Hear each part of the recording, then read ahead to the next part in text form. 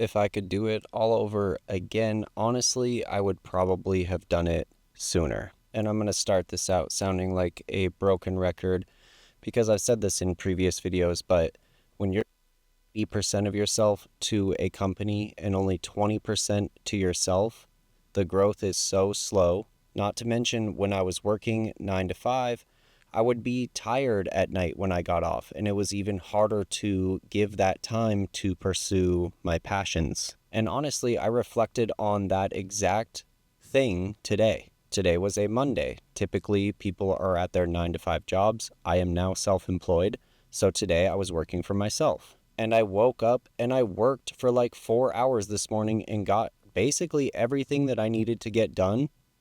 We did our social media tasks. We drew for our tattoo appointments this week. We even went and got our hair cut. We also went to the gym and ran errands, aka I had to run to FedEx. And when I got home from the gym at like 4, I actually took a nap. And the crazy part about all that is I didn't feel bad about it. I was tired because I had worked all day, but I was giving 100% all day to myself and to my own businesses. I'm realizing we should take a step back because if you are thinking about quitting your full-time job or your corporate job or your career job so that you can pursue your passions and become your own boss, there's a few things that are really important. First off is to be comfortable financially. You don't want to just quit your job and have no money in your savings account and then just go full steam ahead on your passion or your new business or whatever, because there is a huge chance that you could fail financially and have to go get another job.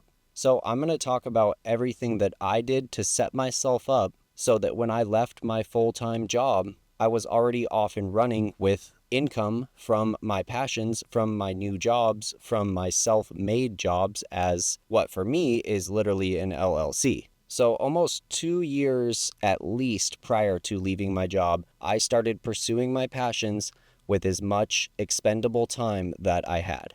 And with that, I was growing social media, I was learning to tattoo, and I was continuing to do side hustles within the photography and videography fields. And with all of that extra income, every penny I put into my savings. Now, because I was building up these social media accounts and working on tattooing and getting licensed and ultimately opening my own private studio, all of this was done prior to me leaving my job. I basically just built the perfect foundation for me to start and not feel like I'm going to fail. It's crazy because there's always this fleeting feeling of panic. Even right now, 3 months into being self-employed, and I'm doing very well. Everything's going great, to be honest. Like, I don't have a lot of stress or anxiety about it. I feel like every day I'm putting 100% into it, and I'm seeing everything grow. Now, they grow slow. You have to be patient, and you have to be grateful for what you have. So, key word there is patience. Obviously, you have to be patient, and you have to just keep putting in the work. But what I'm trying to say is that my mind was wired to think, you must be working X amount of hours a week for whomever because you have rent to pay and because you need money to survive in this world. And so now I struggle with that feeling, thinking, hey, did I do enough today? Did I make enough today? Like, am I successful right now? Was today a W? Like, you will spin your wheels on this, and I still am, and it's been about 3 months. So definitely expect to feel confused and unsure if what you're doing is the right thing. But I can 100% say that what I'm doing is the right thing for me. Something I highly suggest is having multiple sources of income and not just putting all your eggs into one basket. For me, that would be only doing the tattoo studio, depending on the tattoo studio fully to pay all my bills and for all of my income.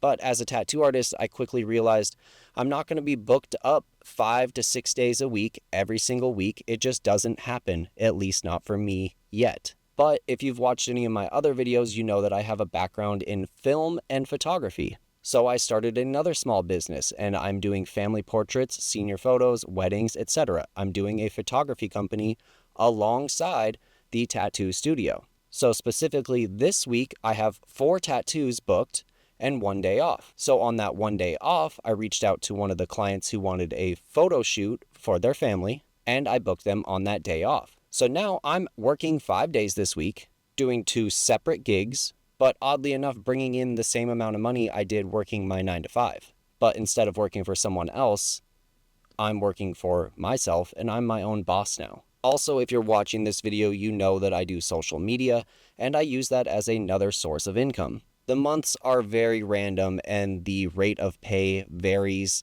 tremendously from month to month. But as I keep plugging away, creating content, now we have a third source of income. I parked in this really random warehouse neighborhood.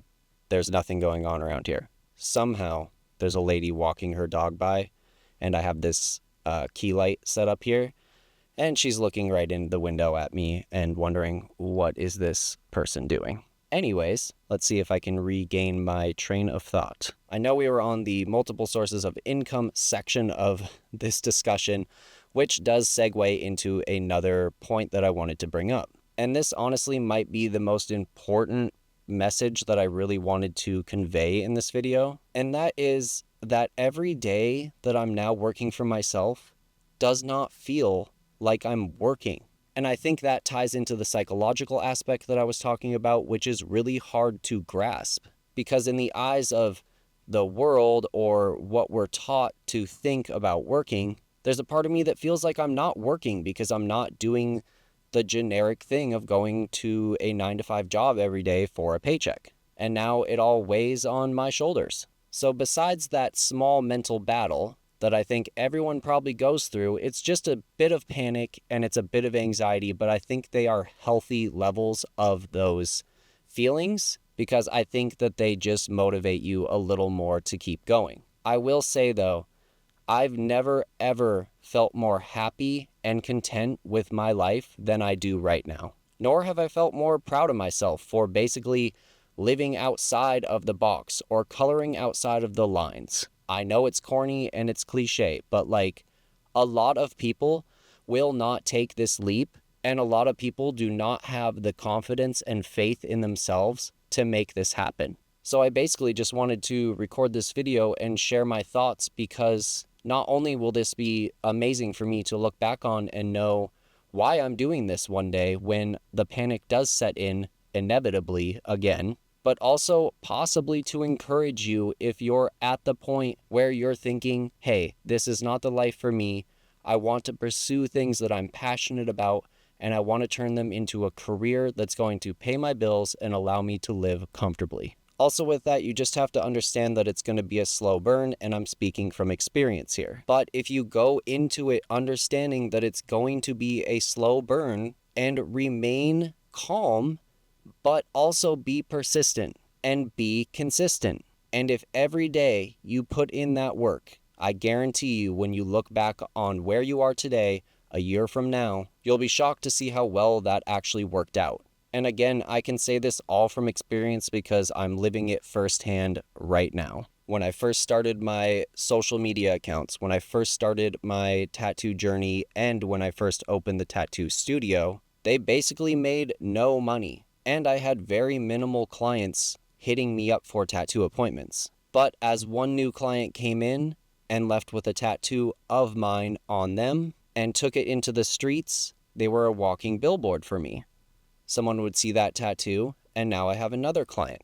I think you can see how these things are compounding on one another. And so I guess what I'm really saying to myself and anyone watching this video is keep going, be prepared, and only spend money that's necessary. Specifically spending money if it's going to move your business forward, this is a plus. And something that I think you need to do, you need to invest in yourself and your company. What I don't think you should do is just be spending money on things like you would have before when you just had your 9 to 5 job.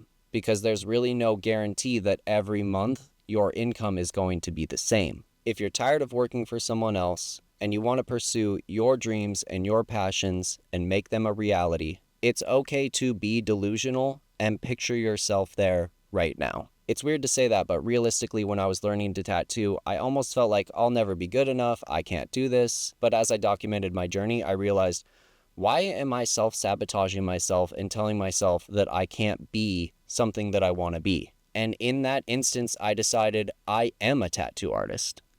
and this is what will be. So my final thoughts here are, I was so tired of giving 80% of myself to a company and 20% of myself, feeling worn down and let down by myself for not giving my personal brands and my tattoo studio more attention.